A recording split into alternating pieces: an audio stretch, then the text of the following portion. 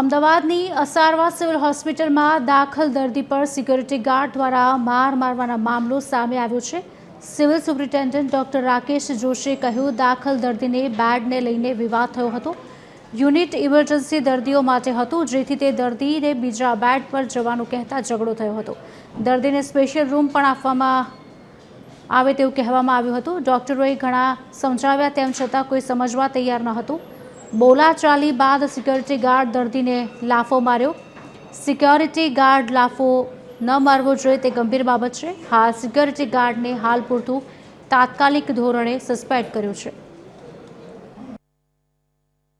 મારા દીકરાને મેં અહીંયા ટ્રોમા સેન્ટરમાં તાત્કાલિક સારવારમાં હું સારવાર અર્થે લાવેલ અને G10 વોર્ડમાં એ દાખલ છે। અહીંના ડૉક્ટરો અને સિક્યુરિટી ગાર્ડના અધિકારીઓએ અમારી સાથે અભ્યુઝ વર્તન કર્યું છે અને સિક્યુરિટી ગાર્ડના અધિકારીઓએ મારા જે છોકરો દાખલ છે, જે પેશન્ટ છે, એને મારેલ છે। તો જે સિક્યુરિટી ગાર્ડના અધિકારીએ જે મારા છોકરાને મારેલ છે એ સસ્પેન્ડ થવા જોઈએ। જેટલા આમાં છે, જે ડૉક્ટરો અને જે આ સિક્યુરિટી ગાર્ડમાં જે આ છે અધિકારી, એ સસ્પેન્ડ થવા જોઈએ। લાફો ન મારવો જોઈએ એ ખૂબ ગંભીર બાબત છે। પેશન્ટ તરીકે આવેલો વ્યક્તિ ગમે તેવું બિહેવિયર કરે તો એને સમજાવવાની જ કોશિશ કરવી જોઈએ।